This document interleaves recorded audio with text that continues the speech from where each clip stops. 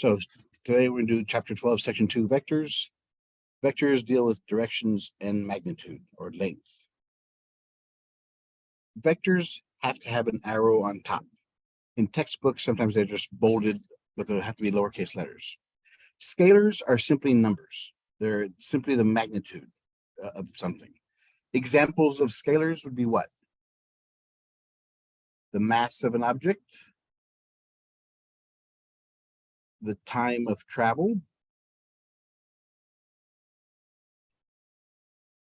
the length of travel or movement, I'm not even travel, and what else?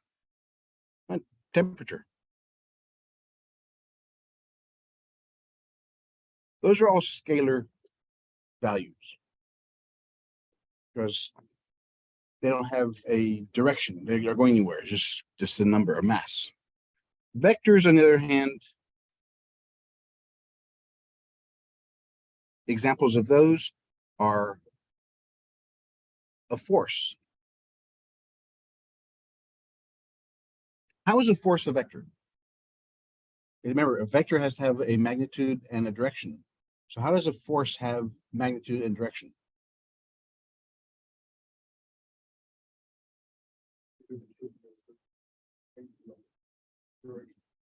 Let's try again. Because we're pushing a certain force, like you're applying pressure in a certain direction. Force equals mass times. I was just saying, yeah, let's look at this formula, mass times acceleration. Mass, as we know, is a scalar. Acceleration, it's either we're going positive to the right or negative to the left. So there's your directional value, is the acceleration. So yeah, so another vector would be acceleration. Gravity. Velocity.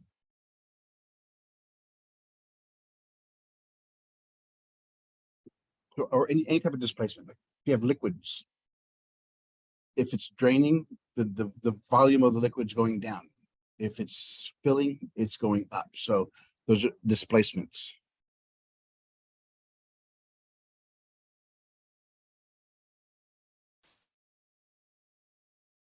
Now, when we talk about vectors, we look at something called the component form.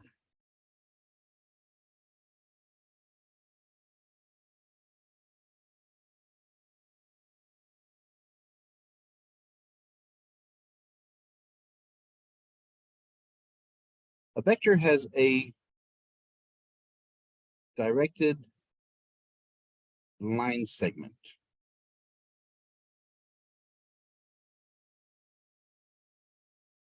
So what does that mean?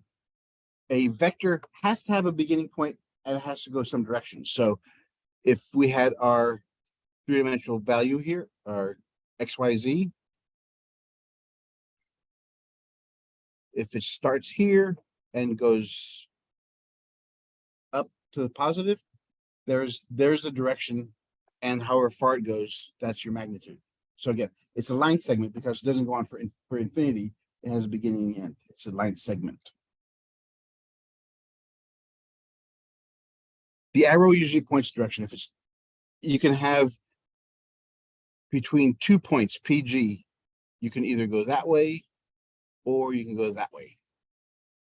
If it's positive or negative, left or right, increasing or decreasing. So the magnitude of a vector is represented by the length of the vector.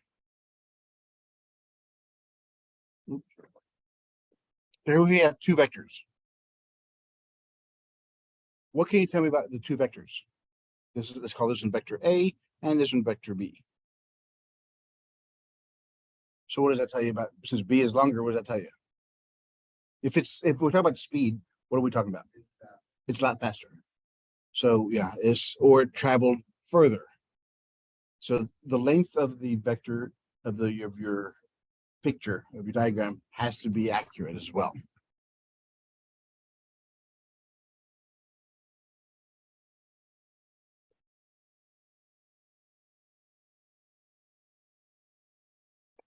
We have a force vector. In physics or engineering, what is a force vector?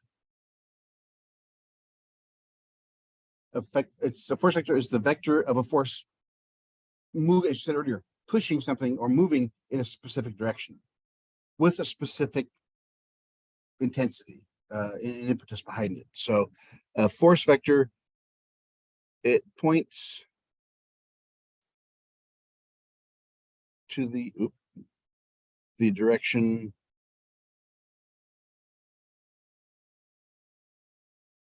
the force is applied.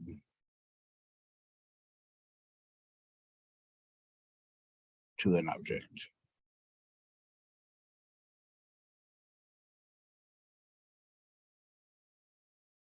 And then we have a velocity vector. Same thing there. It points in the direction in which the object is moving.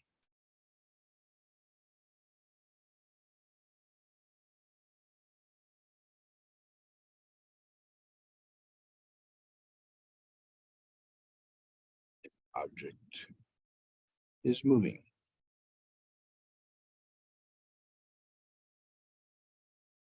And again, the lengths of these vectors represent what? The magnitude, yeah. So the intensity, the length, the longer the line, the vector, the more force is being applied. The longer the vector and the velocity, the faster it's moving. Right.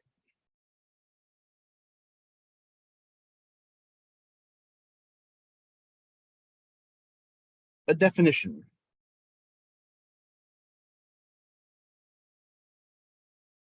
The vector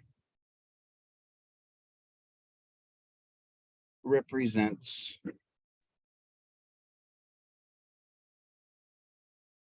a force in a specific direction.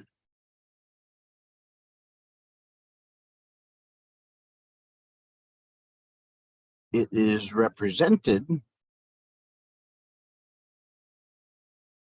by a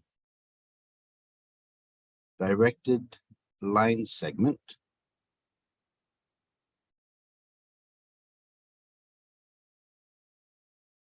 for example, from A to B. It means more than just this. Whatever's first is the initial starting point. Whatever's in the second is the terminal point. And so this is what's telling us here. That's what the arrows there up there is telling us.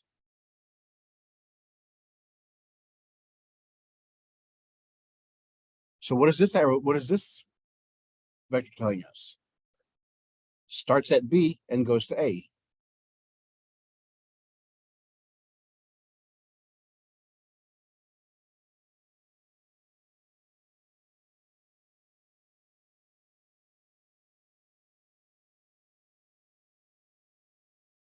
So if we had two vectors, vector A and vector B,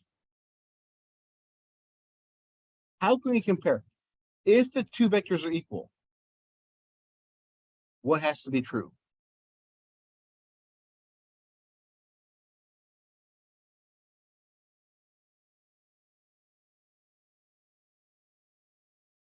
Yeah.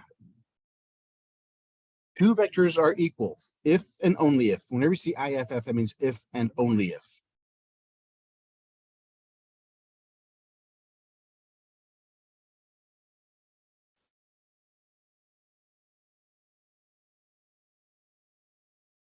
Both magnitudes and directions are equal. They're exactly the same.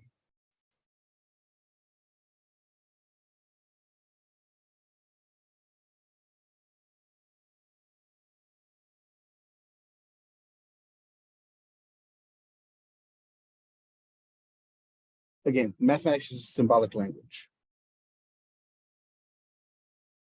Is this an appropriate designation for a vector?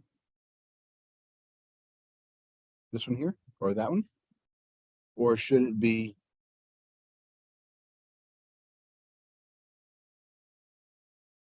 This is a vector, yes, but if you have capitals, that only applies to force vectors.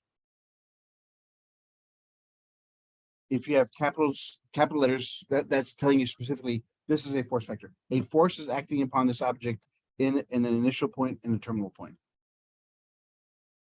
Again, this is used a lot in engineering. You're looking at even looking at just this rotation of a screw or a bolt. When you put torque on there, the direction in which you're going tells you eventually that bolt has a snapping point. At which point, if you have one of these huge, if you have enough lever on it, if you have enough torque on it, you can break the screw, the bolt, or the nut on it. So that's what you have to look at here. So the direction of the force is important, and that's what's telling us here. So this is a force being acted upon this specific nut or this bolt.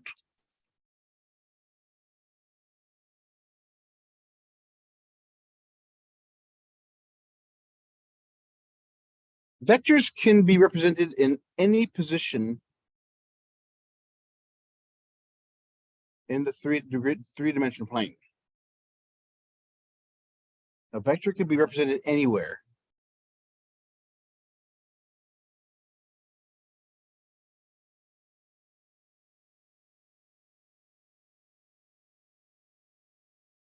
So it starts here.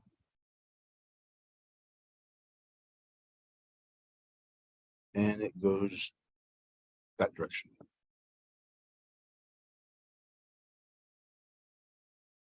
Now,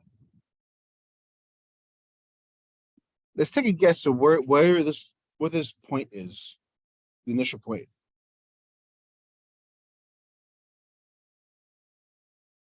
Here's the x-axis, the y-axis, and the z-axis.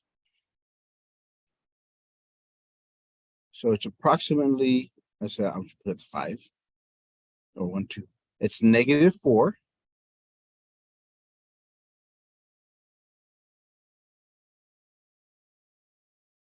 +1.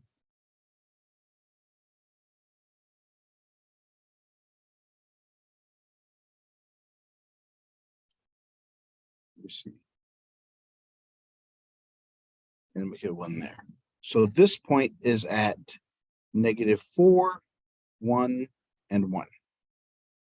Because when we talk about vectors, we're gonna have to change the symbols we use around our points. If you take any vector in three-dimensional space and center it beginning at the origin. So we took this. So now we took this point and transported it down to the origin, starting at the origin. We call that standard position.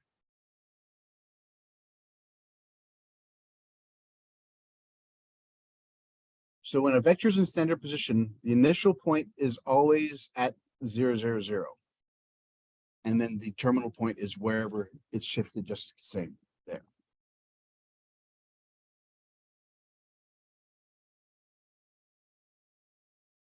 There.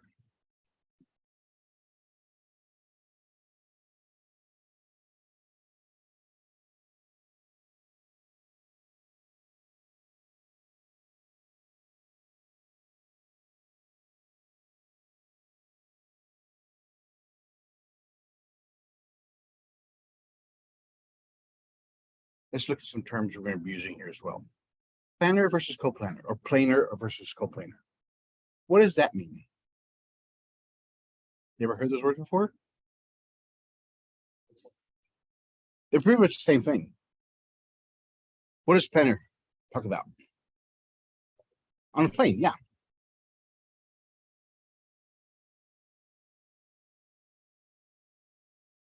So every point you have is on some plane.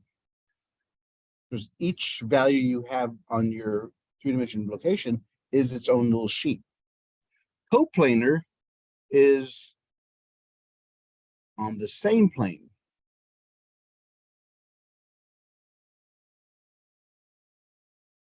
If two points are the vectors are coplanar, we've now changed it from a three-dimensional environment to a two-dimensional environment.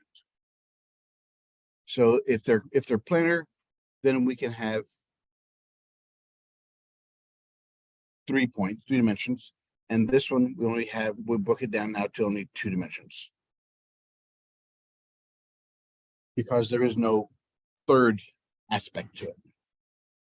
Okay.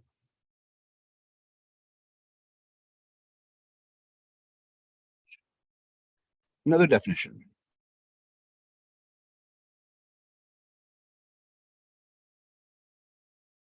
If V is a vector,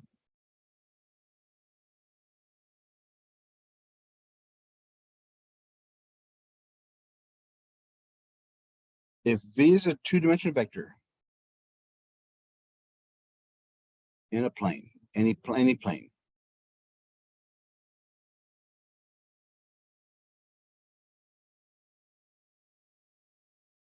and it's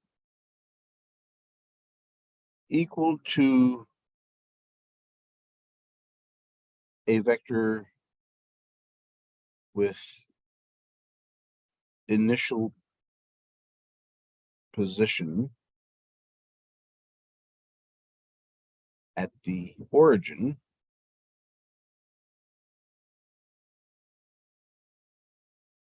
and terminal position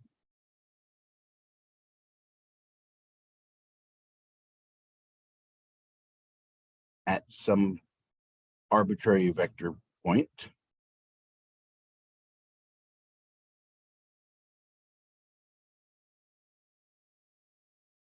then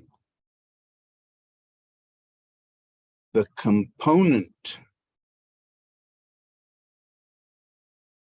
form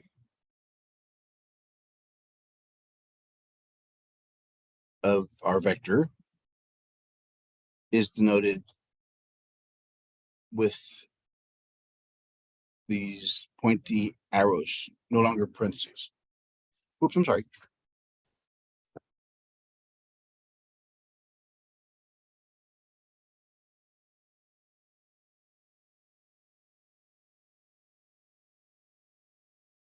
So the component form of a vertex is denoted by this. So each component of the vertex is that way.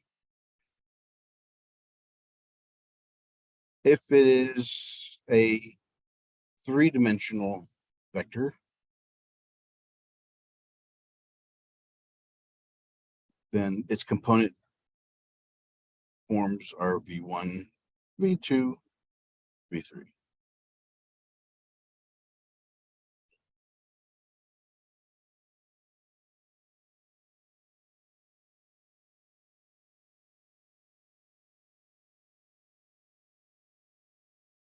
Now, how do we connect those points, V1, V2? If we had two vectors, how do we connect both of those points?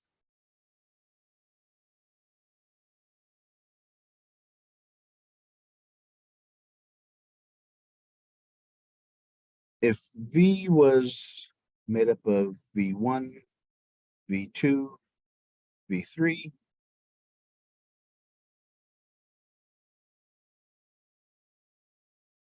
is denoted by, what is this called?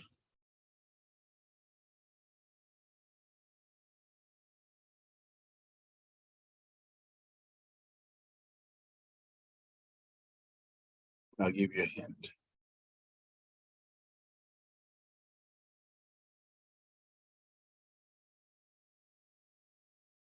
It's directed.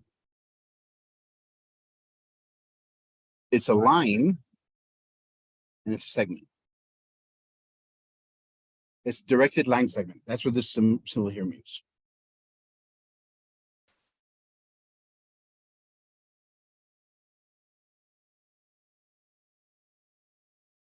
So, I thought we said that there was one point to another, and we have an example of like A, B. Mhm. Any different than the directed line section? Because remember, when we talk about forces with the A and B, when we talk about force, there's a single force acting upon the entire vector.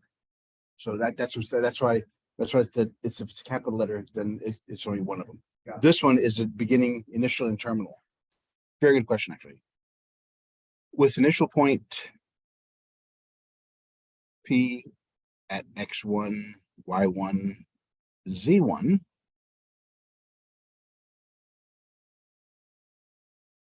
and terminal point Q. Actually, make it P1 and P2. That's P1 and make this one P2. So it's x2, y2, z2.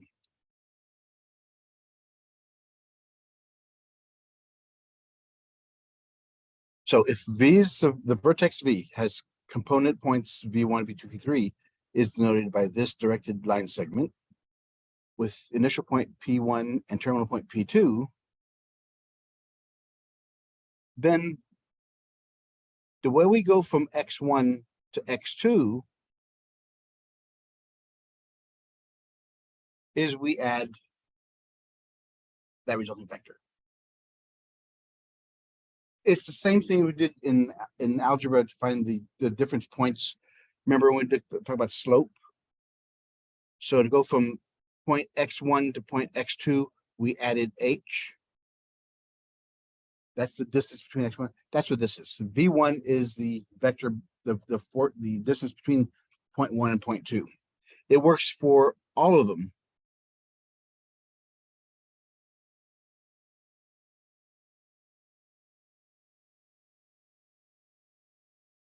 And then Z1 plus V3 equals Z2.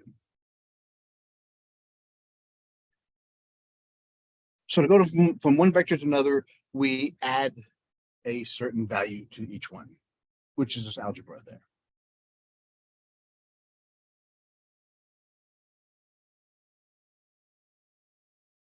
So V1, what does V1 equal?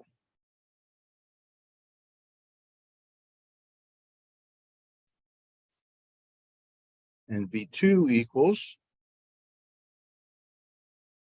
right? So it's simply the difference between the Z2 minus Z1.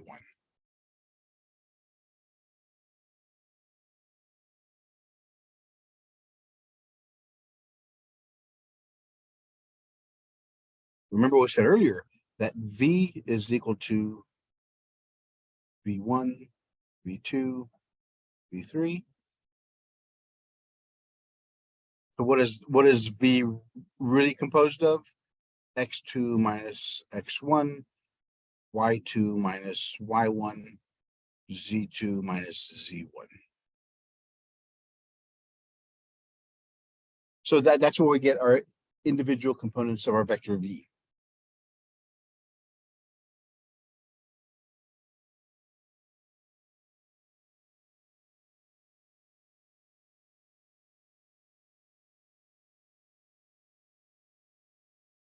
So recap. What is a standard vector?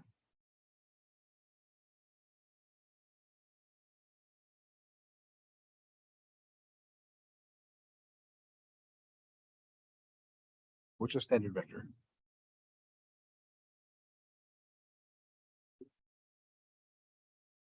A vector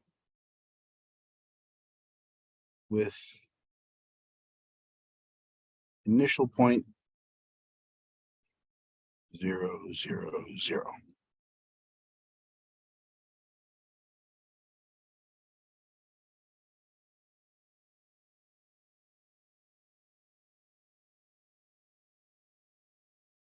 Directed line segment. How is that represented?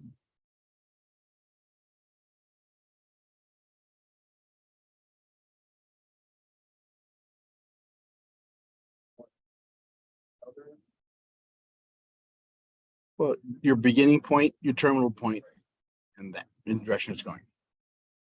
And the direction of the arrow tells you where his initial is terminal point. The last one is what are equal vectors?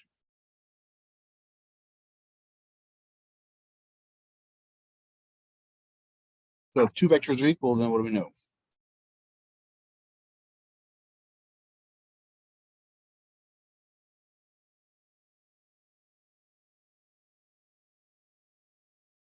Exactly the same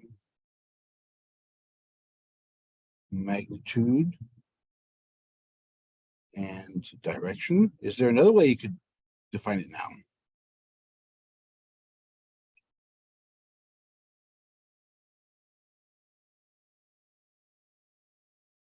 We have two vectors, v1 and v2. I call it u. I call it u1.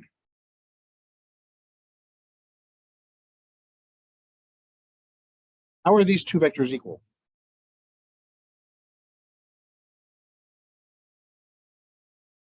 Equal if and only if v1 equals u1, v2 equals u2, v3 equals u3.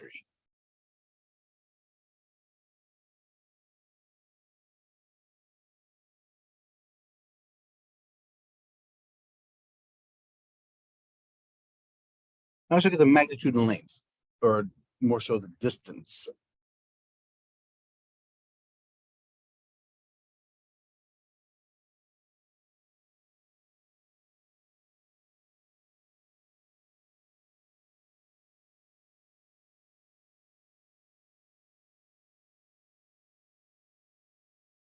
Come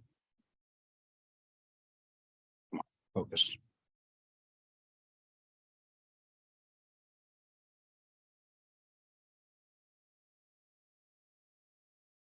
Okay. Is it focused up there?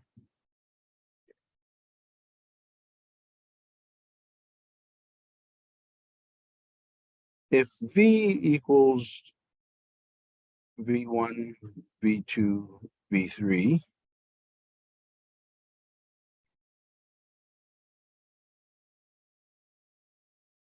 is in standard form, or a standard vector,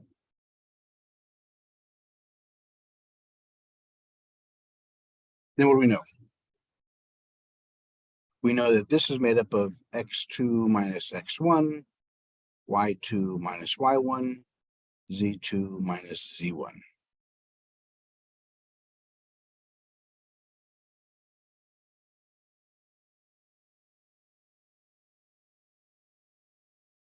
Then to find the distance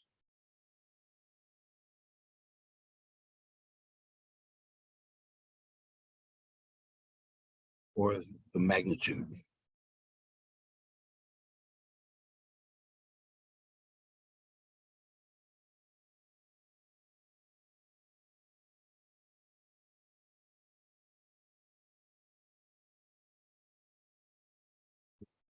we use the distance formula.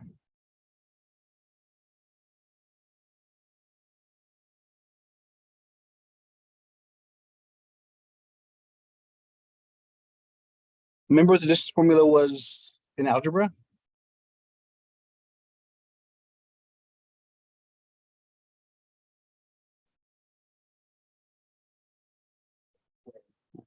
Plus 180 minus y1.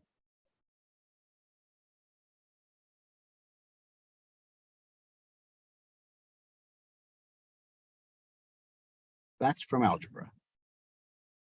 Two-dimensional space. How do you think we find it here?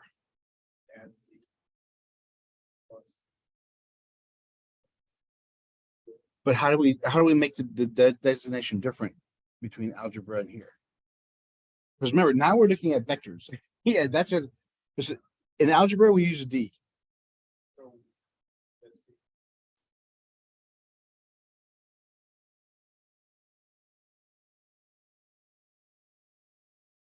The vector notation exists, right? Some countries use the double bar.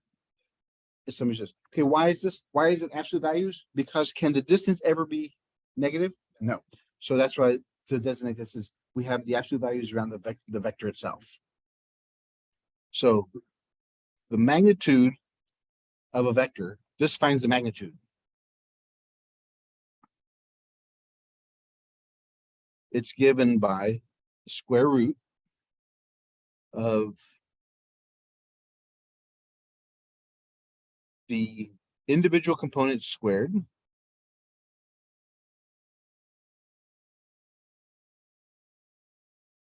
because now we relate this to algebra. Remember that V1 is x2 minus x1. V2 is y2 minus y1. V3 is z2 minus z1.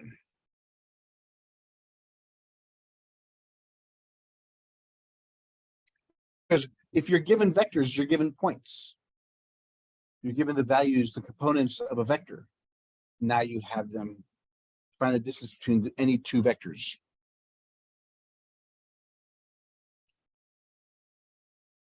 We'll do an example in a second.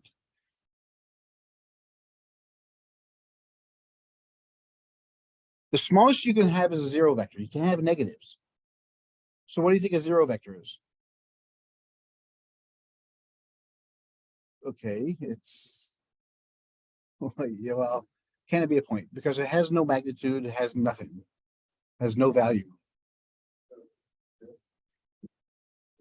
It's nothing. Yeah, it's like I have nothing in my hand. Just prove it.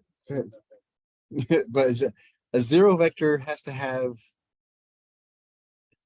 the zero vector is this is the vector, so v is 0, so it's 0, 0, 0. And it has no because since it's 0 can't have a direction. It can't have a magnitude. So it kind of defeats its own definition of being a vector. So a vector has to have a direction and a magnitude, but a zero vector has nothing. So can you, here's one of the arguments of mathematics. Can you have a zero vector? Because by definition it doesn't exist, but yet at 0, 0, 0, there we have it. All right, let's look at some examples here.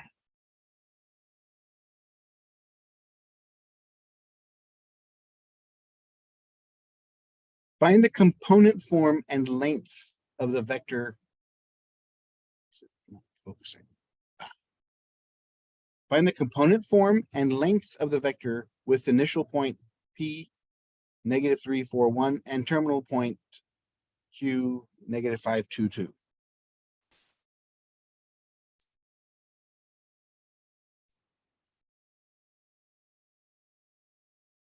First off, you have to understand what does component form mean?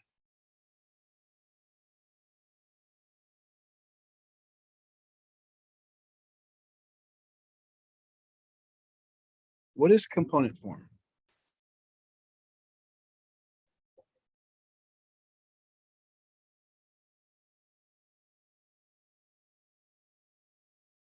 Those are the component forms. That's so you have to answer your question. You have to understand what it's looking for. So if it says component form, it wants the answer in this form. Now we know what form we have. We know what V1, V2, V3 are. We just now plug in the values. So the first thing we have, okay, we have X1, Y1, Z1. X1 is what? -3. Y1 is 4. Z1 is 1. X2 y2, z2. That's the second point. So it's negative 5, 2, 2.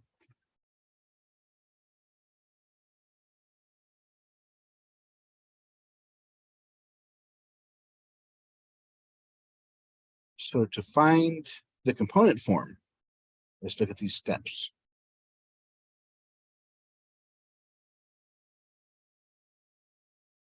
Identify the values of x1, y1, z1, x2, y2, z2. What's the second step? Once we have the x1, y1, z1, now we have to find v1, v2, v3. How do we find v1, v2, v3? What's the formulas? Very good. Right, because v1 is x2 minus x1. v2 is y2 minus y1. v3 is z3 minus, or z2 minus z1.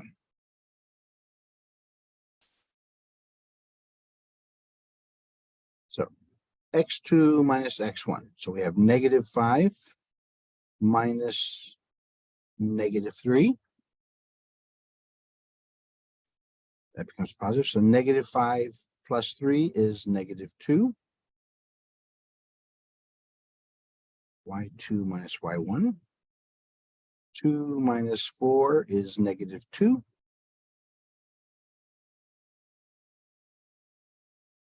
Two minus 1 is 1.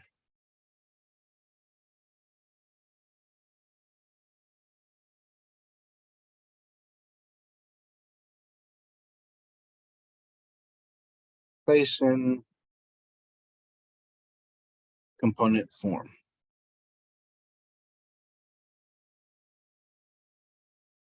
v1, v2, v3. So the component form is negative 2, negative 2, 1.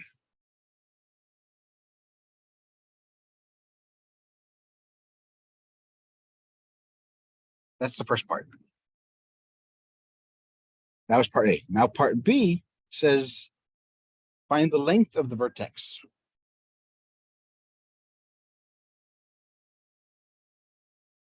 The length of the vertex is the same as what? Exactly, distance. Length is the same as distance.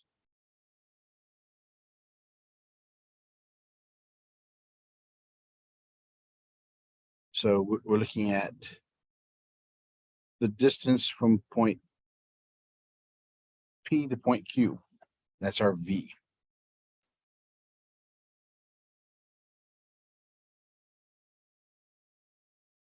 To find the length, step 1,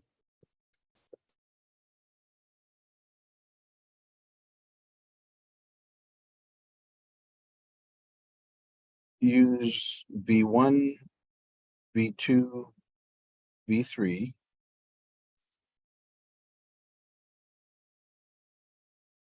Plug into the distance formula.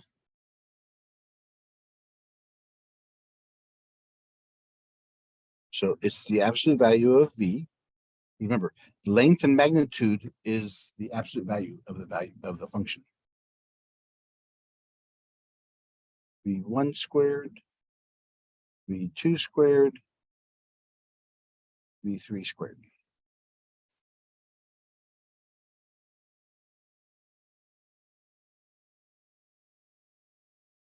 So it's negative 2 squared plus negative 2 squared plus 1 squared.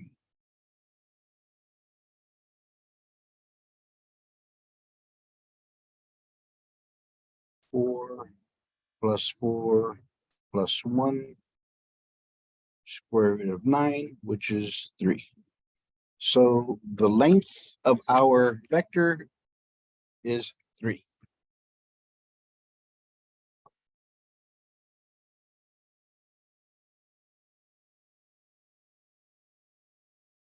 Again, knowing these steps, once you understand what it's looking for, there you have it. Everybody okay with that so far? Let's look at the next example.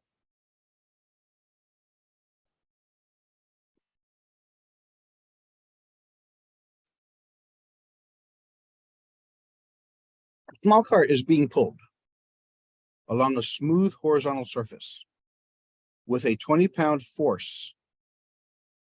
There's the force, that's 20 pounds, making a 45-degree angle from the horizontal. What is the effective force moving the cart? Okay, I don't know, again, if you've taken engineering or physics, effective force simply means the force on it.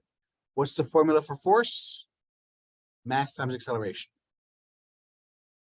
So since we're looking for the effective force, we're using that formula.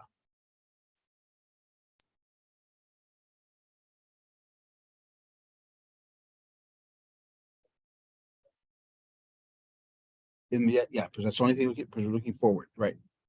Moving in the horizontal direction. A cosine.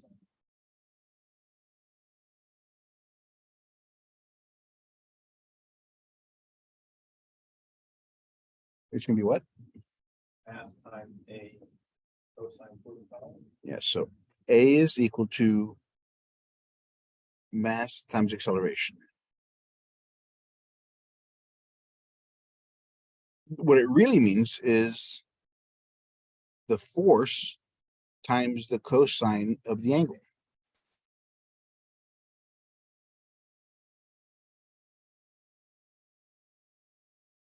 So what is the force acting upon the object? It's 20 pounds, isn't it? It's cosine because it's on the x-axis, it's horizontal. If it was a vertical movement, it'd be on the sine.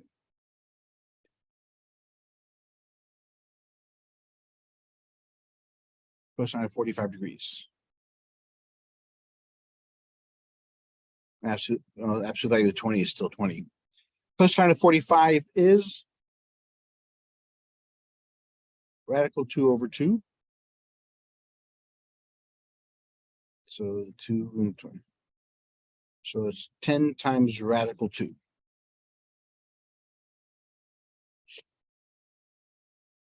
Pounds of force.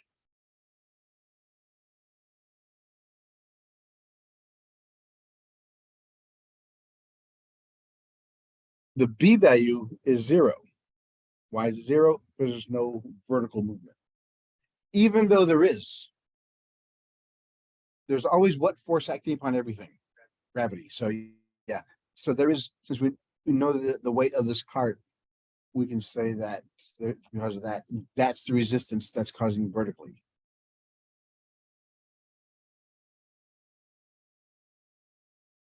So far, so good. The algebra of vectors.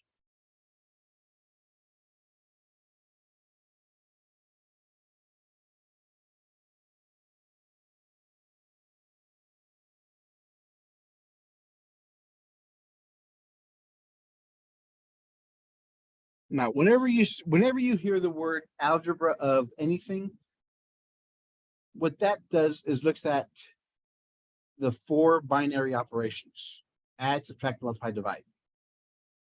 Which ones can we use here?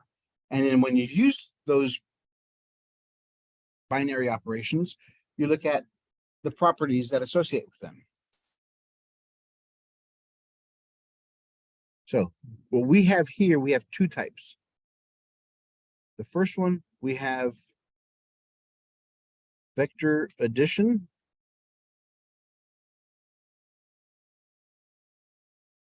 Which is adding 2 vectors together.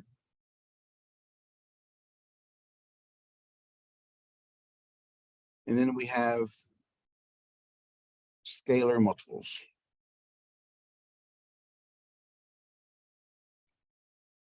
Or multiplication, we call them scalar multiples.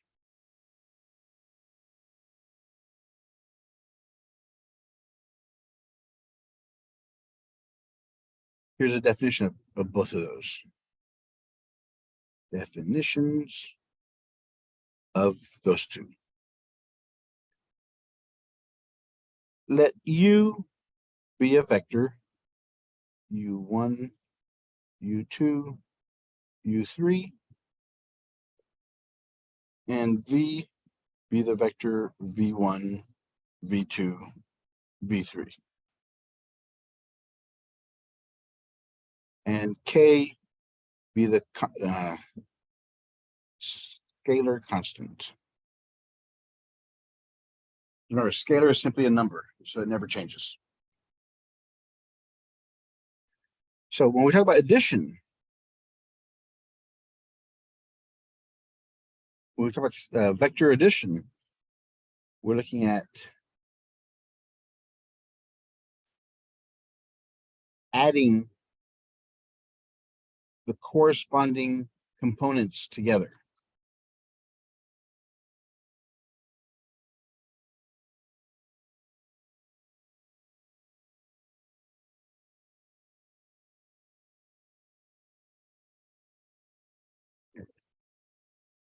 It's going to give us another vector, but we add the corresponding components together.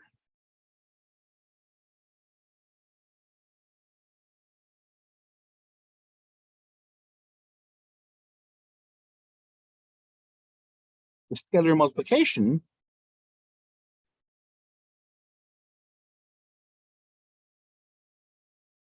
we have K times U. So what that means is we have K times the vector U, what that means, the closest you can come to saying this is it's distributivity. Whatever your coefficient is, multiplies to every term inside that vector operation.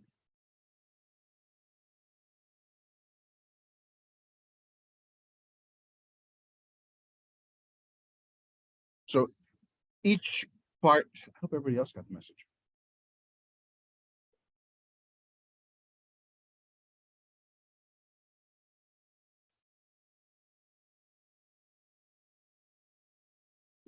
Oh well.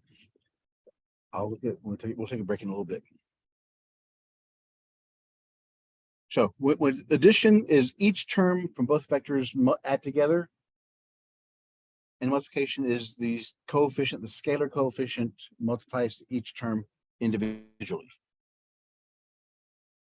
So yeah, if you have coplanar or planar vectors, that depends, that just all it just changes is whether it's a 2-dimensional or 3-dimensional function. That's all it does. So what does it mean when you add two vectors together?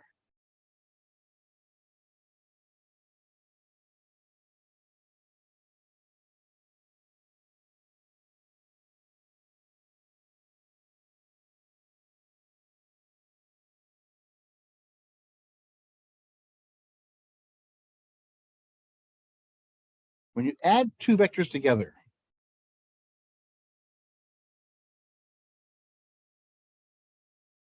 there's two ways you can look at it. Okay, we're going to look at this in a 2-dimension realm to make it easier for us.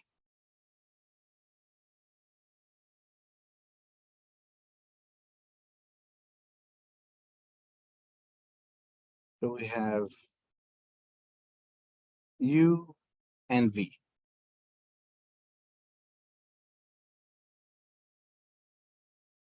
Here, the scalar addition U plus V simply says, start with your U vector,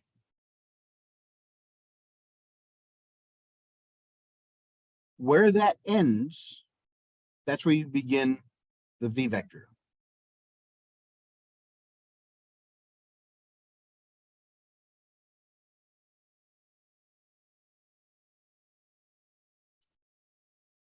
Yeah, and it helps if you have rulers and stuff, because they have to remember, they have to be the same direction, same angles, and the same lengths. But I'm just, you get the idea.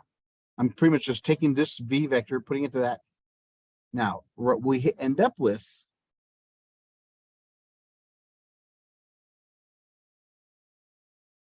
is the resultant vector of U plus V.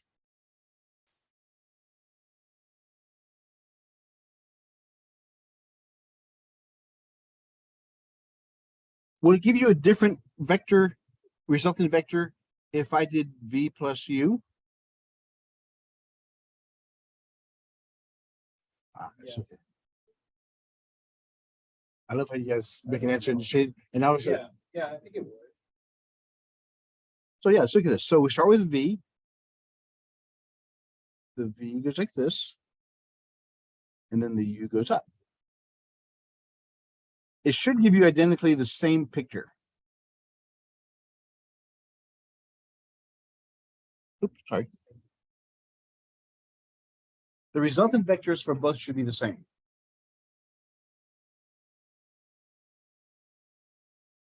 If it doesn't, then we have issues. Can you think of an application of when this could be used?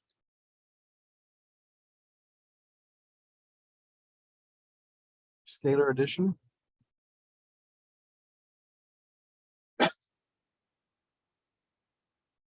Calculate distance. Like, let's say you're on a walking path. And walking, You yeah, gotta go on the sidewalk, you can't just go straight. But yes. give you exact distance. Yeah. If your street goes this way, then you have to turn this way. But now, can you travel this way? No, but you can if you're flying. And this is a perfect example of this. Any type of traveling, if you're ever orienteering with a compass, that's exactly what you would do. You'd go X number of miles this way for this long, then change your, but then that changes whether you're going by bearing or heading, which we'll talk about later on. So if you ever did that, then it's if you get it mixed up. If you get it mixed up, oh yeah, you probably had to do it in first year at A&M, did you? Well, we're both, we just see that Boy Scouts, so. Okay. Yeah, so yeah, it's just in the military also, they say they throw you out in the middle of nowhere. Okay. All you get is a compass, and there you go, find your way out of here. So, yeah, so navigation is very, very important.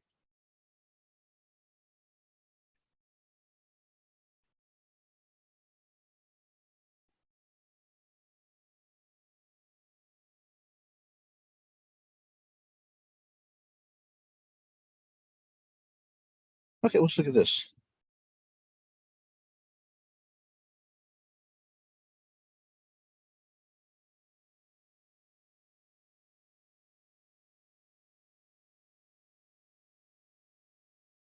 Because remember, K is a scalar. It's a real number. Since it's a real number, it can have three types of values. K can be positive, K can be 0, and K could be negative.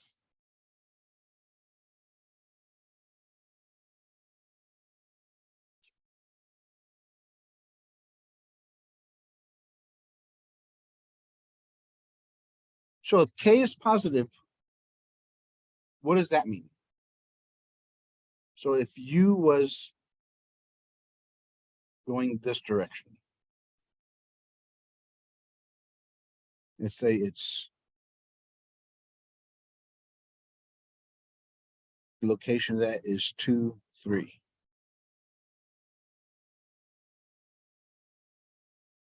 If K is positive, what happens to that? Say K is 4. Does it change direction? Does it keep on going? It keeps on going the same direction. It's just that now, instead of our values being 2 and 3, our values are 8 and 12. Because we multiply each of these terms by 4. Scalar multiple. So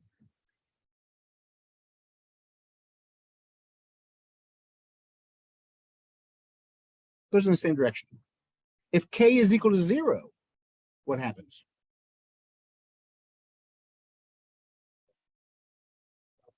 You don't go anywhere. Yeah, it's no, yeah, because it doesn't have a direction or a value anymore, so it's nothing. If k is negative,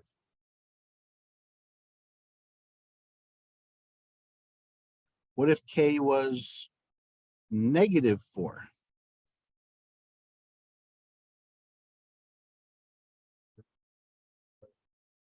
Going back, exactly.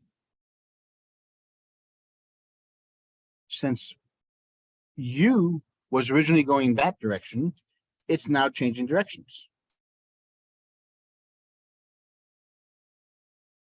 And the new values now are going to be -8, -12.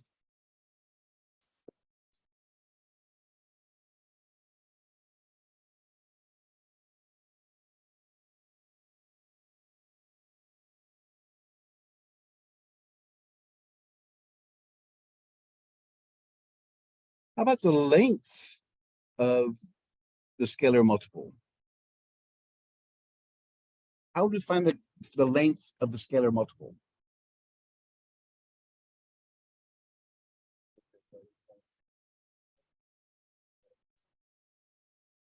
So we have to first put them in absolute values because remember, length is absolute values. So we have k u1 squared, k times u2 squared, k times u3 squared. Because since it's multiplied, that means each term inside there is being multiplied by the coefficient k. So this first term, k1 is times u1 is times k. Now what happens there?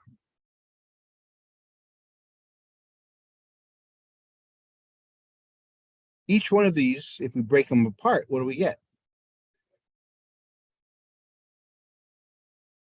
No, we're not. Yeah, we could do that, but no, we're not going that far. We're gonna leave it as u1, u2, u3. We can distribute the square to each term.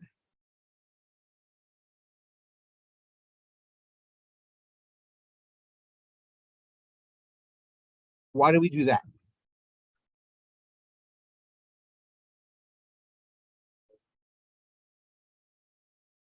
Each one of these have what in common?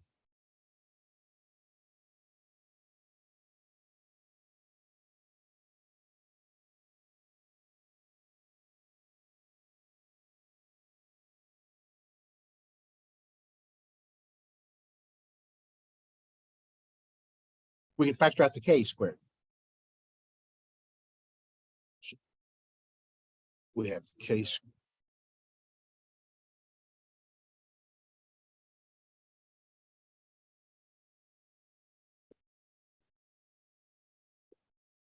So since this value can never be negative, that's the same as absolute value of k.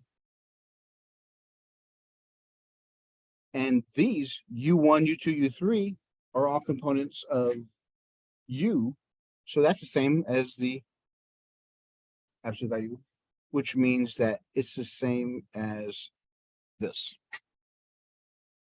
So if we have a scalar multiple and we're looking for the length, all we have to do is take the absolute value of the scalar and the vector and look at those separately. Because why is that? Length is a non-directional value. It's a scalar value. It just says, like, for example, how far is it from Dallas to Fort Worth? Guesstimate. Let's say 23 miles. How far is it from Fort Worth to Dallas? Yeah, so, but they're going different directions. Again, it's the absolute value. Length or distance is an absolute value. Right, exactly. So, but you're going east or you're going west. It doesn't matter. It's a distance. All right, some more examples.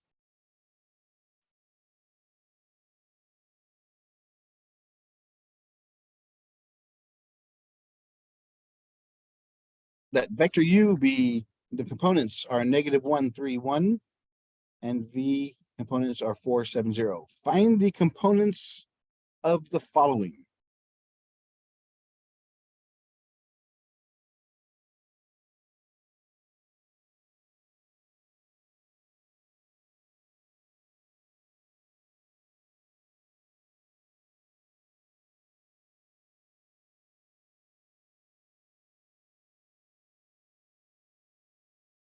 How do we start?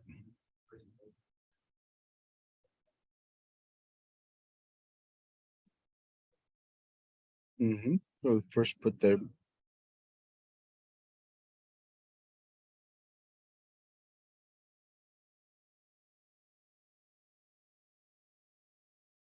now we distribute or multiply, you're right.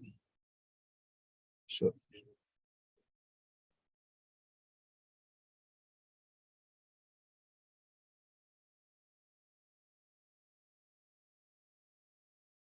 and now whenever you add vectors, you always add corresponding values.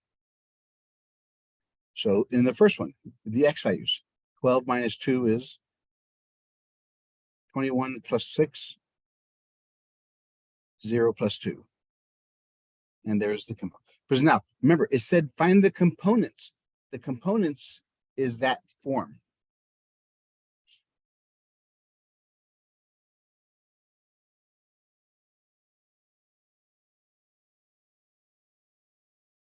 The next one, we list them out.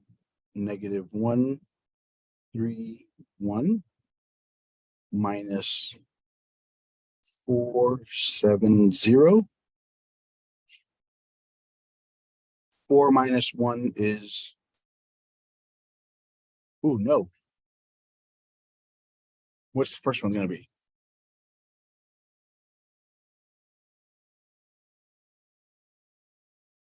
-5. Because it's -1 minus 4 is -5.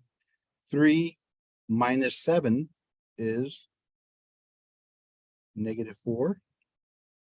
1 minus 0 is 1.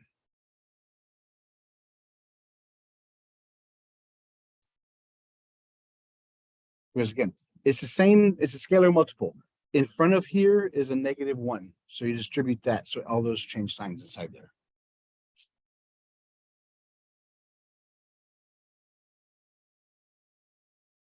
So what this one means is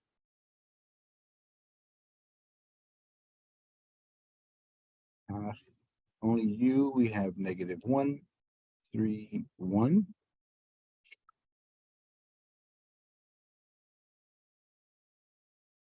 -1/2 squared. Square root, I'm sorry.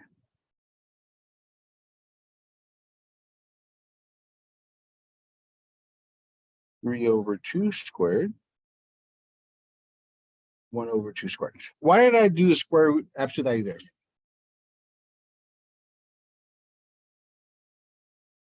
Because what is this one asking for?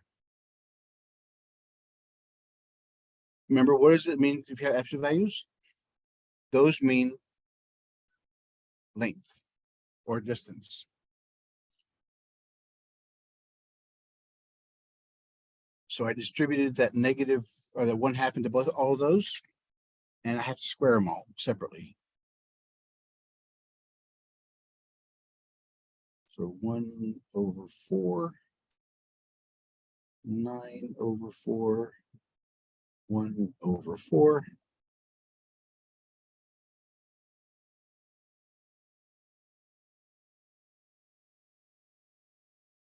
(11/4).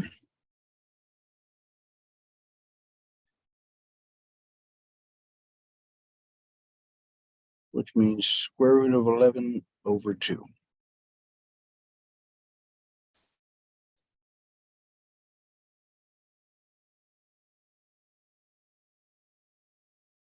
Remember, mathematics is a symbolic language. we had to, when we noticed that absolute values on the 1/2 u, it means it's looking for the length. Now, since we're up at the algebra of vectors, we have to talk about the properties as well. Now, do you remember the properties from algebra?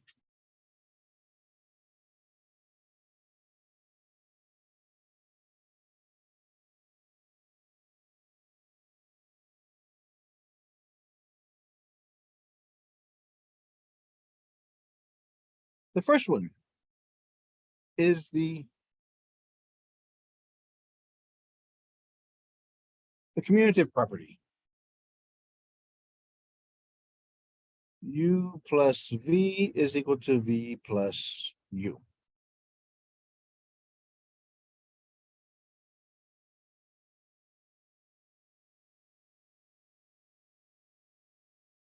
Because remember, as long as you're adding them, you're adding the same components to both. So addition is commutative. And then we have the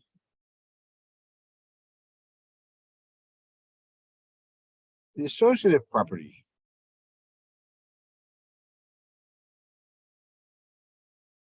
U plus V plus W. U plus V plus W. What this one says is whenever you have two or more than two vectors, you have to determine which two you're going to combine first. And that just tells you that you can do either one you want to.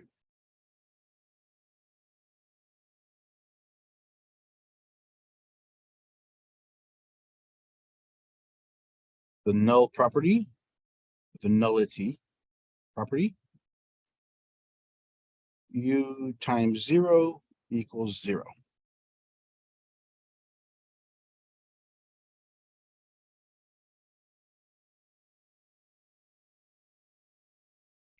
The inverse property, U plus the negative of U equals 0.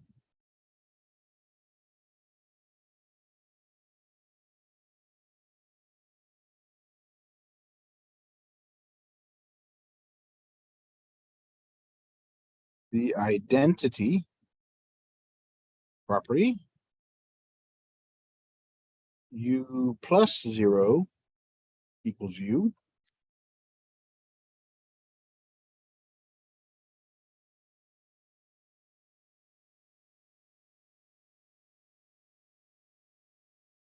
Identity property again. 1 times U is equal to U.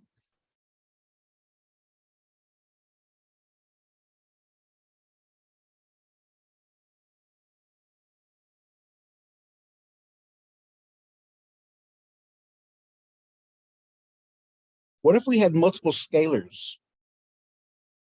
For example, if we had A times B times U.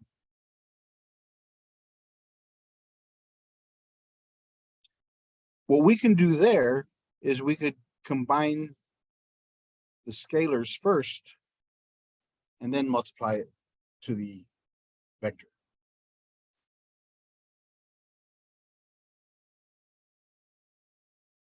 Or it's the same thing as,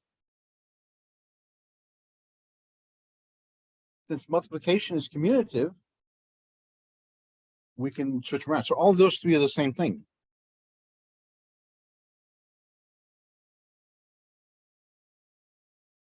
We have the distributive property.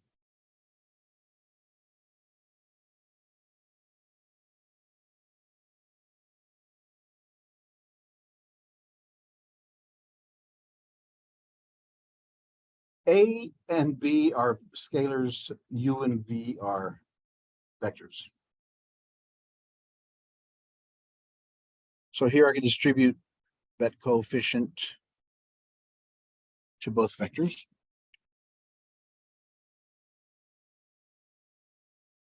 So if I had a scalar and the sum of two vectors, or I could do the same thing if I had a vector and two scalars.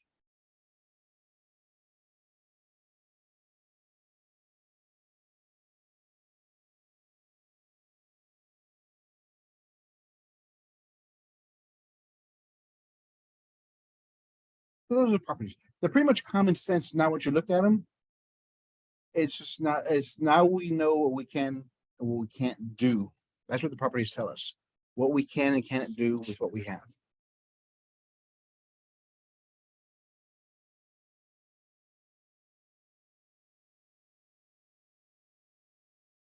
The unit vector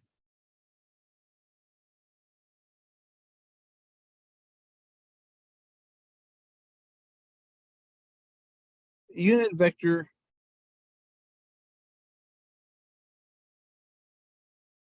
is a vector of length 1. So what do you think a unit vector looks like? If we had to graph it, let's say, what would be the location, the points of a unit vector?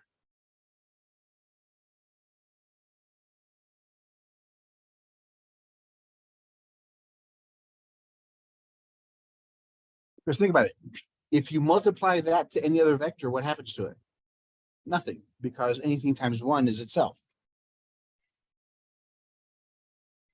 So we have now the standard unit vector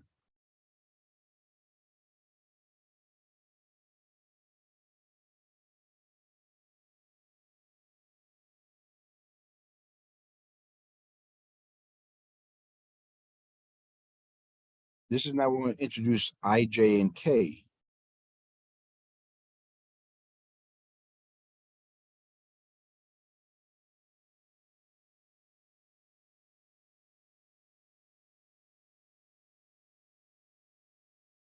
Why do we do that?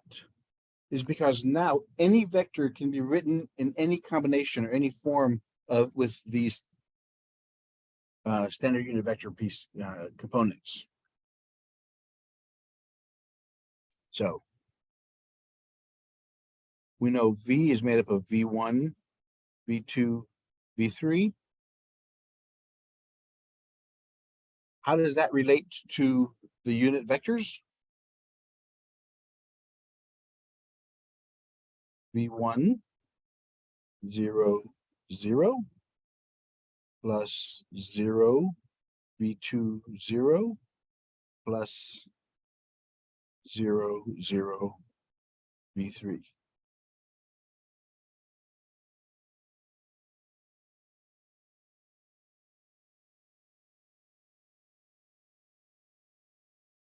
That means V1 is made up of 1, 0, 0. V2 is made up of 0, 1, 0. And then V3 is 0, 0, 1.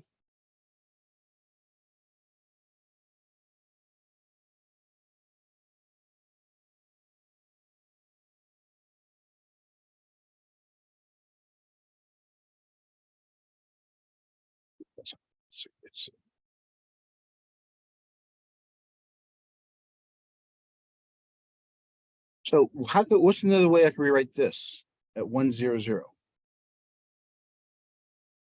That's the same thing as I. So V1I, V2J, and V3K.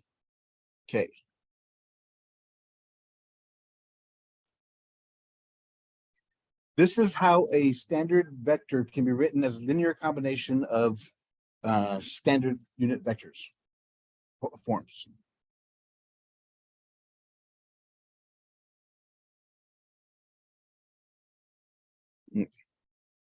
I, J, and K are called the components.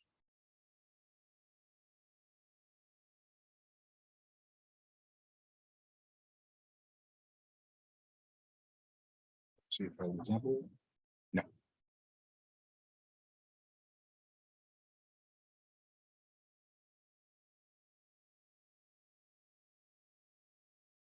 The component form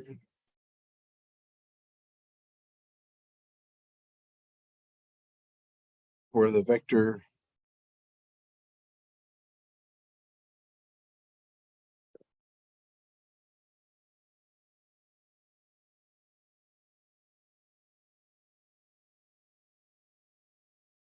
remember, P1 is equal to x1, x2, x3, and P2, that's a point, I'm sorry, it's a point. X1, Y1, Z1, X2, Y2, Z2. I'm sorry.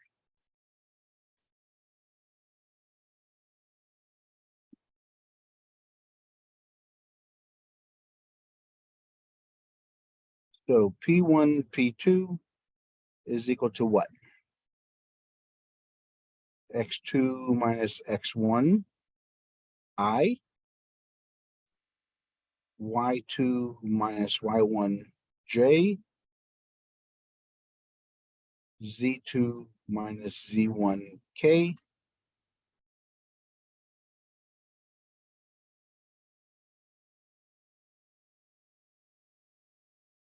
so that's the component form.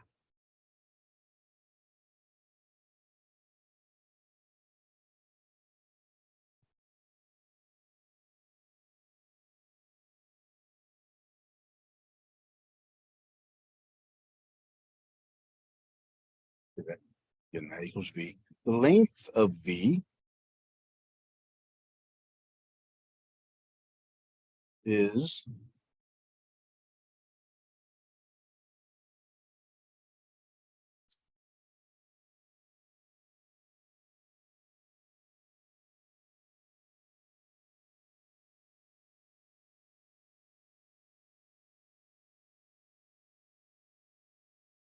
one over absolute value of V times V.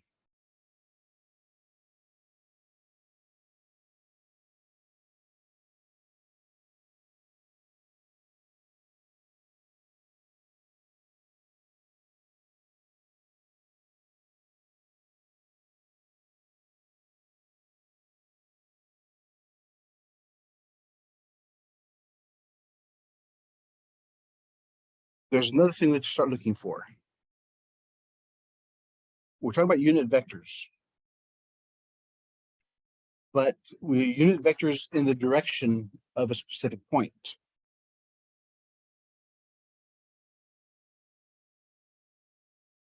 To find the unit vector,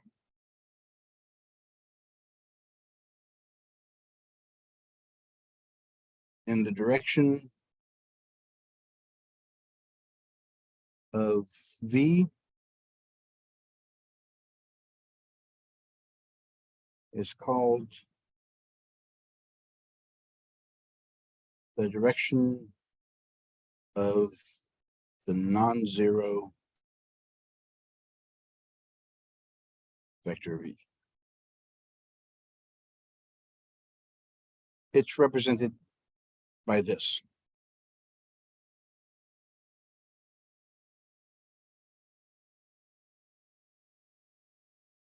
So this calculation here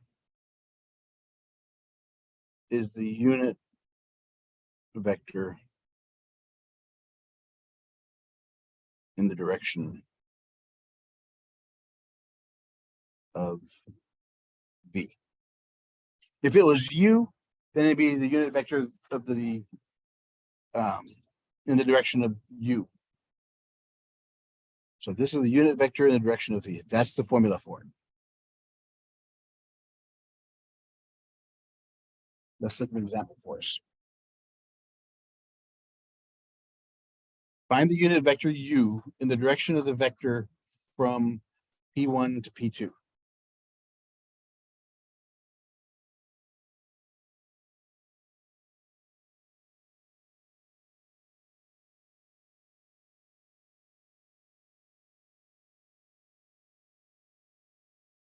So find the unit vector in the direction. So we know the unit vector in the direction of, what formula do we use there?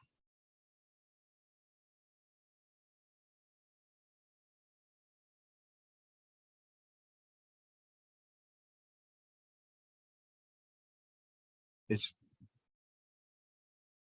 asking for a unit vector u in the direction of something. I'll call that v.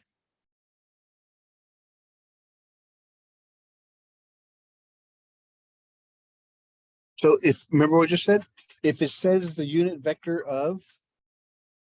in the direction of some value, vector, this is the formula we got to use.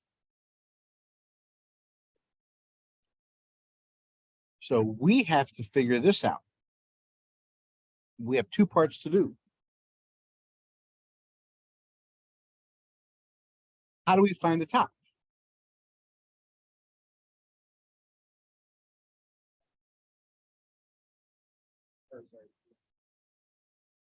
Right. So we're looking at P1 to P2.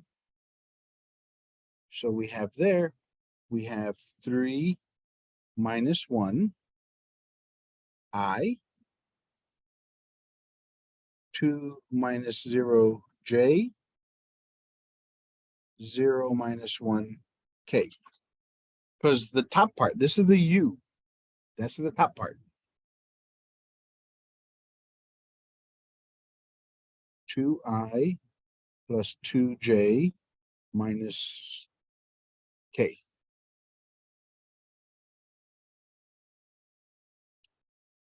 So we have our numerator.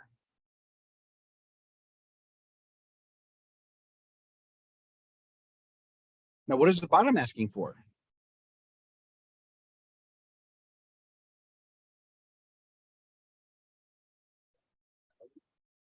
What's the formula for that?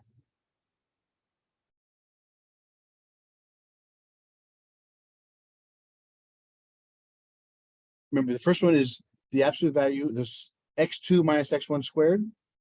Well, that's what we just did here. So we just take these values here.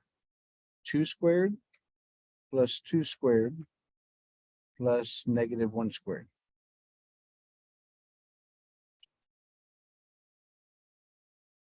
Four plus 1.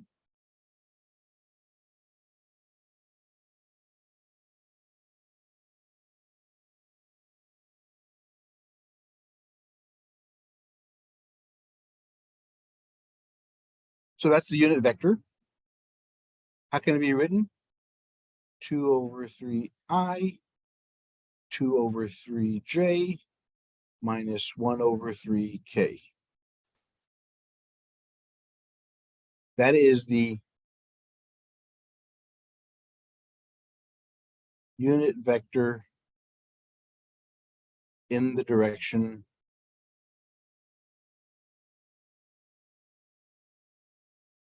of P1, P2.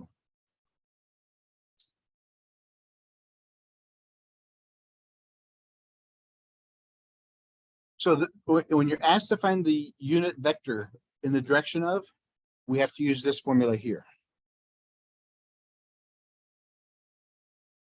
We got to use that formula there.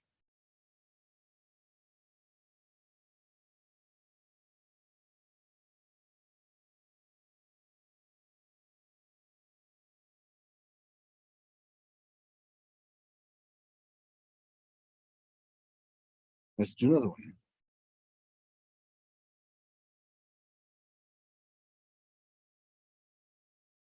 Everybody okay with this?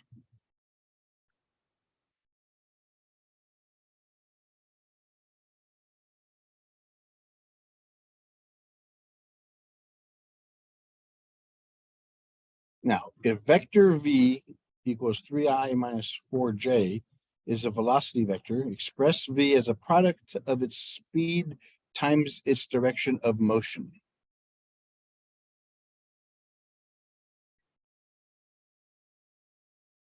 So what it wants us to do is to separate the values and find a coefficient of this operation. How do we do that? Okay, as much as the speed and its direction of motion. So speed is the what? Is the magnitude, isn't it?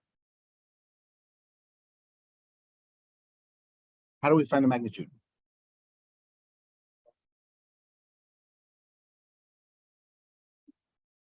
Yeah, it's the same as the distance.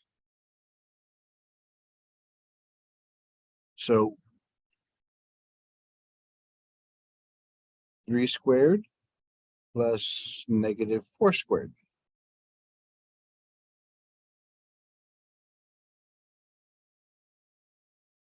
Nine plus 16 is 25. Square root is 5. So the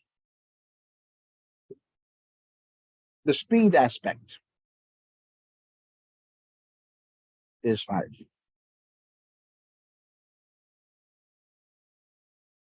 Now here's the next part.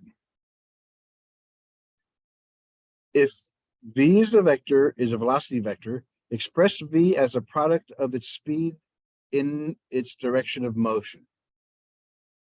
So what does that tell us? What function are we using here?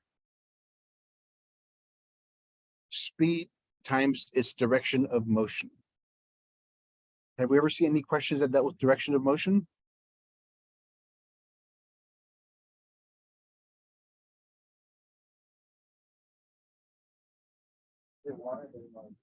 The direction of v.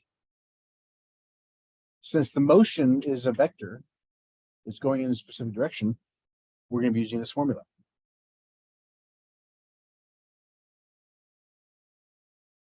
So we have the denominator already. So we have to find v over absolute value of v. Well, we know the bottom already. Do we know the top?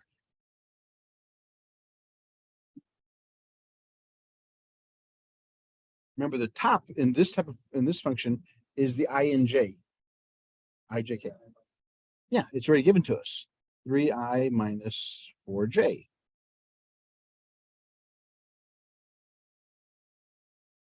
That equals 3 over 5i minus 4 over 5j.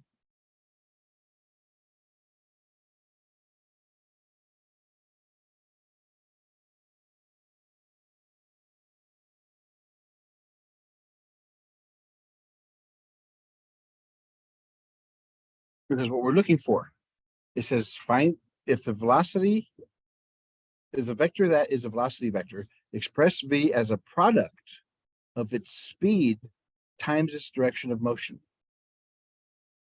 So here's what this is what it's saying.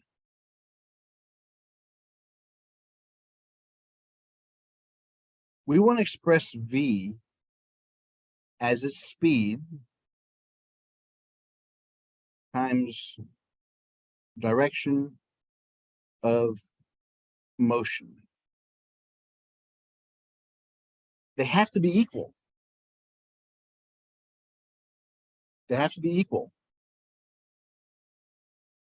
We know that the direction of motion is 3 over 5i minus 4 over 5j. So what would you have to multiply by so it equals 3i minus 4j?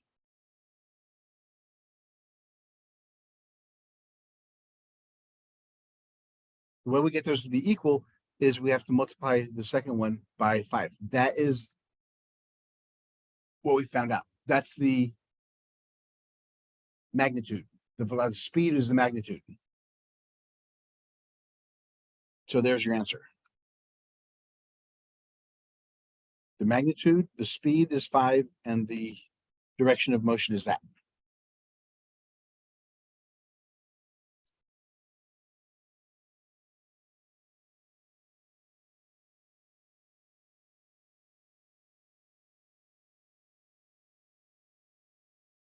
Let's take another example.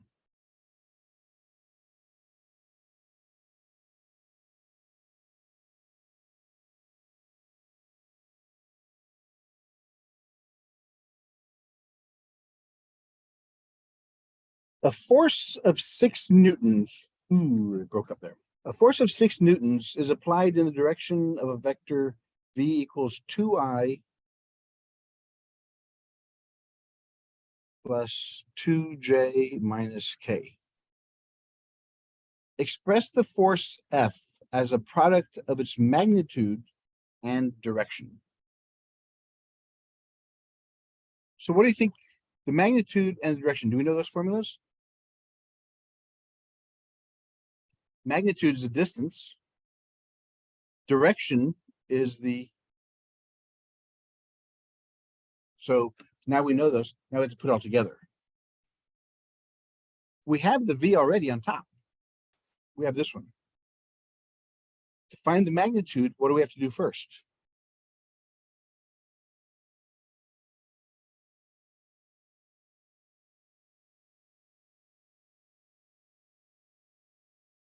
We take each one of those values,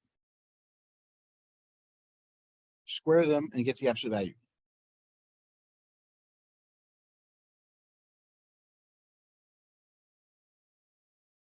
Actually, we don't have to. Why?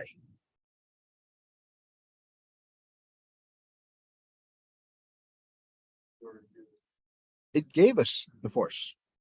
So the magnitude is 6.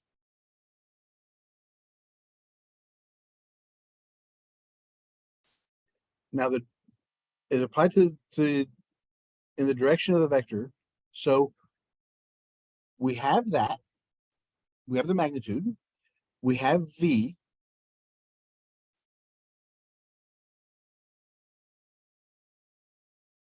Only thing we have to do is find this one. How do we do that? What is the absolute value of V formula?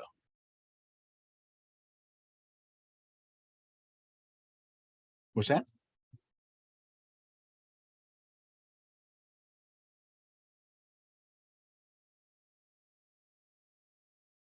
Well, yeah, we're going to, but that's the magnitude. But we're looking for, let's find both of these parts. What is this looking for? The absolute value of V is actually what? The distance. What is the distance here?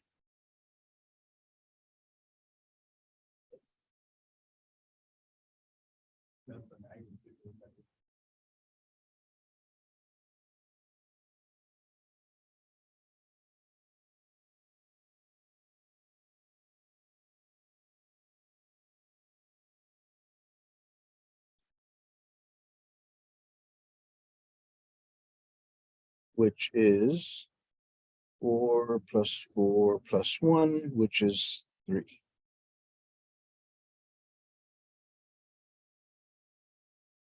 So now we put all these together. We have 6 times the V, which was on top, which is 2I plus 2j minus k, all over 3.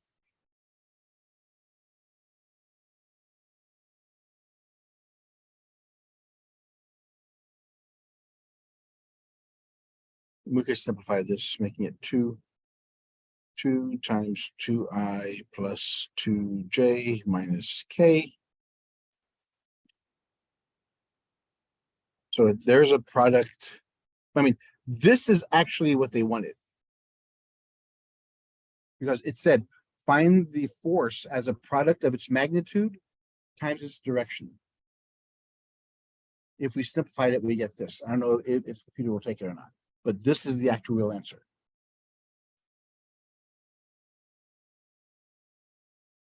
How would you find the midpoint of a vector?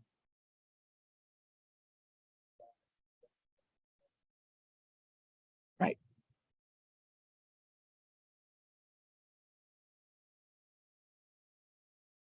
We found the midpoint of a line simply by taking x1 plus x2 over 2, y1 plus y2 over 2, taking the 2 points down together. So the midpoint of a vector is going to be pretty much the same. x1 plus x2 over 2, y1 plus y2 over 2, z1 plus z2 over 2.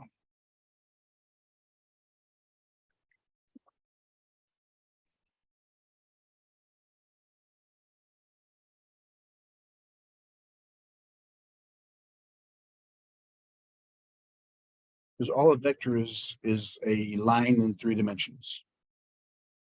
So here's an example. Find the midpoint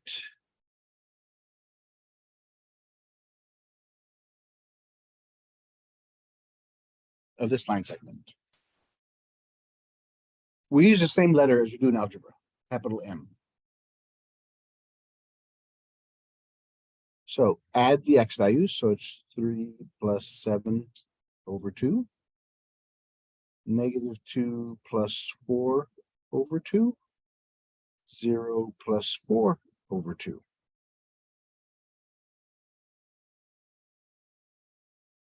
10 over 2. 2 over 2. 4 over 2.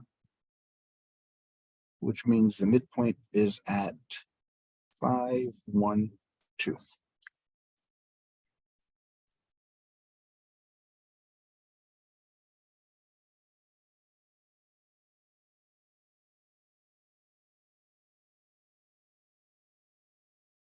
That was good.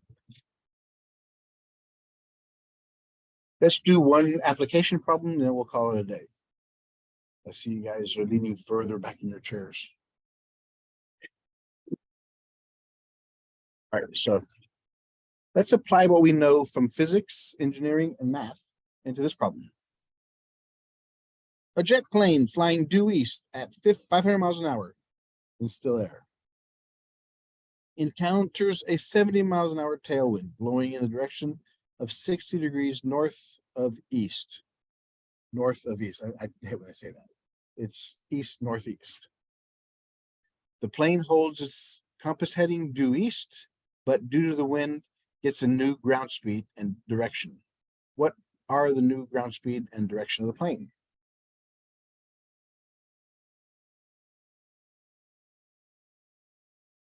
Let's see if we can figure this out. Well, first off, I'll let you help you here. We have 2 vectors. The airplane and the wind. Their velocities.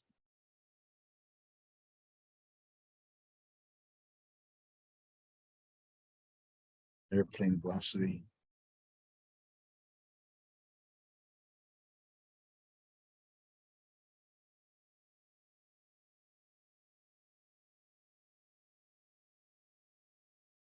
But what do we know so far about these?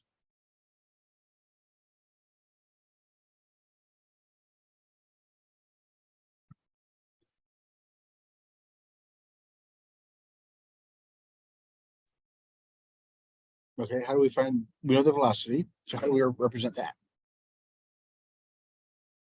The velocity is the same as well, we know the speed because it's if we look at the magnitude,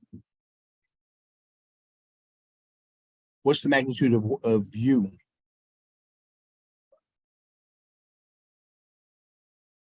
And the magnitude of v? Yes, we know those because we need to use those later on.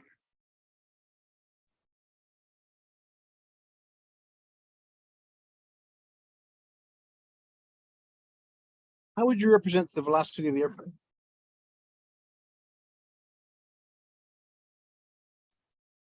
Not yet, because we're just looking for velocity.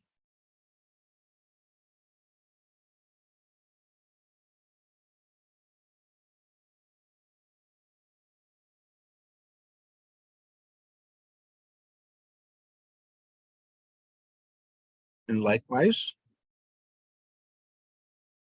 how we determine the velocity or the position of the airplane relative to the wind. How fast is the wind blowing? 70. In the horizontal, in the x direction, that's cosine. What's the angle we're pushing at? 60 degrees. And same thing with the y value. It's 70 miles, but now since we're on the vertical, it's sine of 60.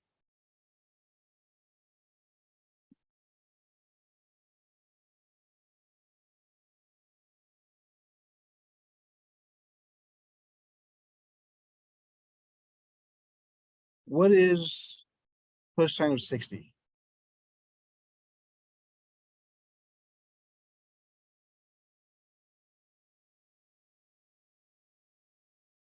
Is that square root of 3/2? So it's 70 times square root of 3/2.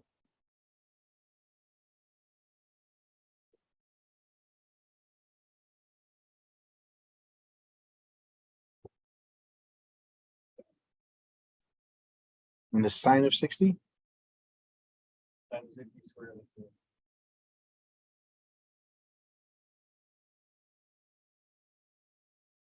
35. Yeah, those cancel.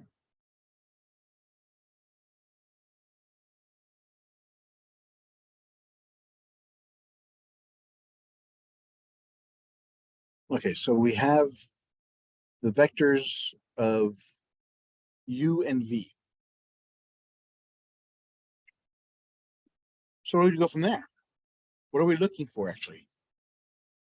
We're looking for the direction and speed. How do we find the speed?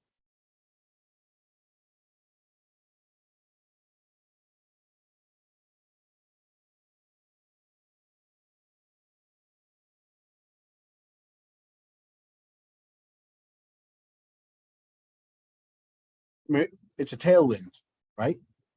So since it's a tailwind, yeah.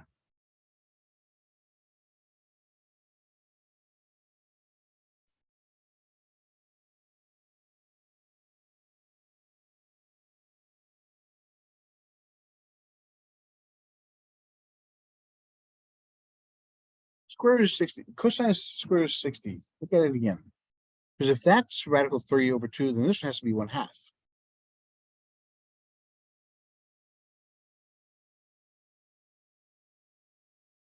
Yeah, do cosine, I think it's cosine 60 is 1/2.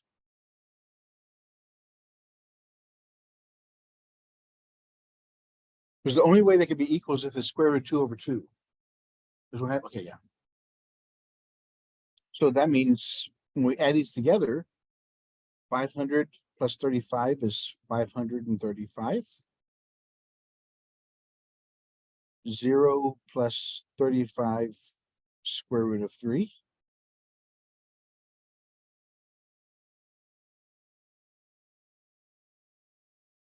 So that means we have 535i plus 35 radical 3j.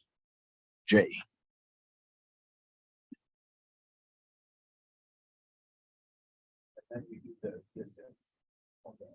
Yeah, now we got to find the u plus v, the square root of 535 squared plus 35 radical 3 squared.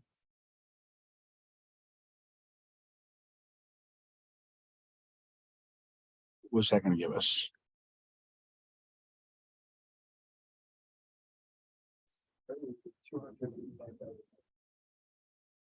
Which equal? It's got to be 500 something, 530, 540. 530.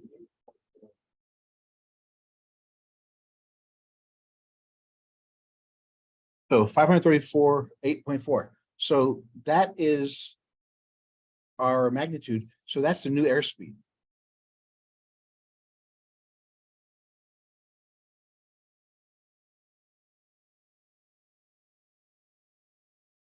Our new ground speed.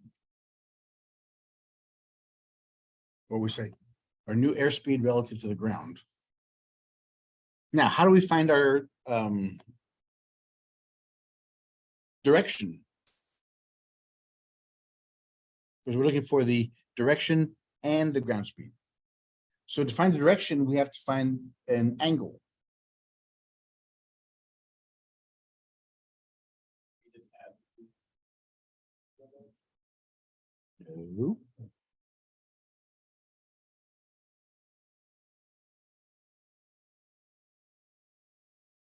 Because Which of our trig functions deal with the x and y, the sine and cosine functions?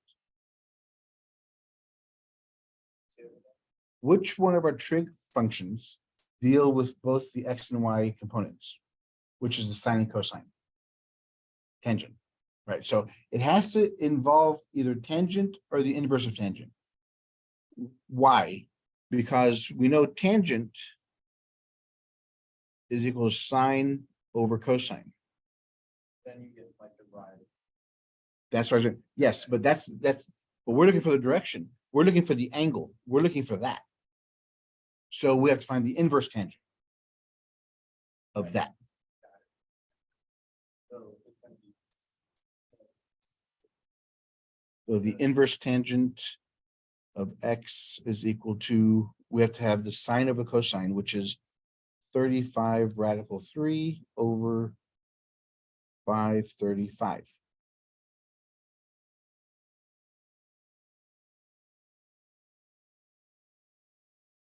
Or I should say the inverse of tangent of this, that equals our angle.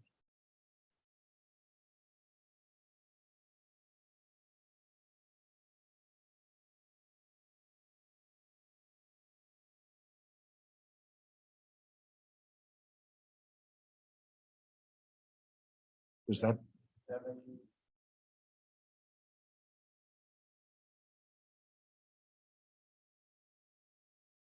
so the inverse, take 35 point radical 3 divided by 535 and take the inverse tangent of it.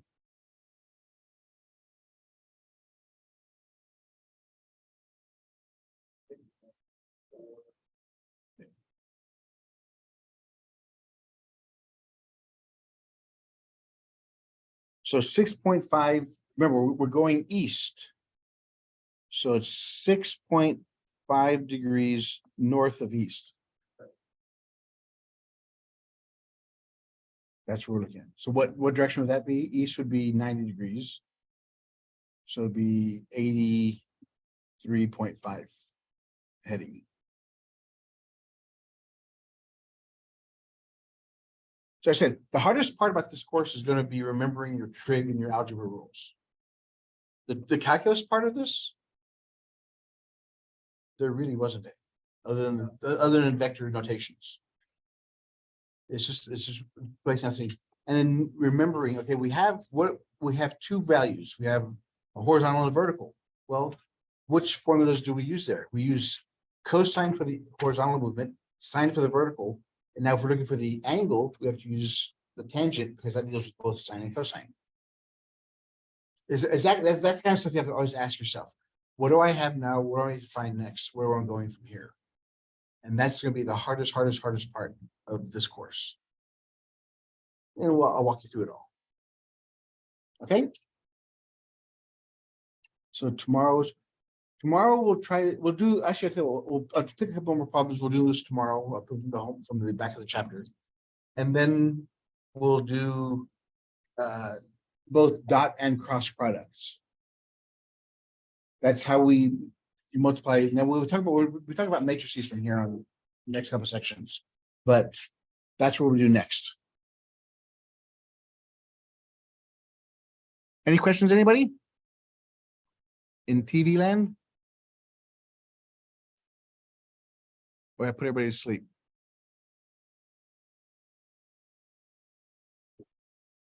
Everybody have a great, safe day. And I will see you all tomorrow morning. And we'll also talk about tomorrow if you guys want to move the class up to 8 o'clock. Or are you okay with 9:30? 9. Oh, okay. So we'll leave it this. Okay, yeah. Okay, we'll leave it this time. Bye, everybody.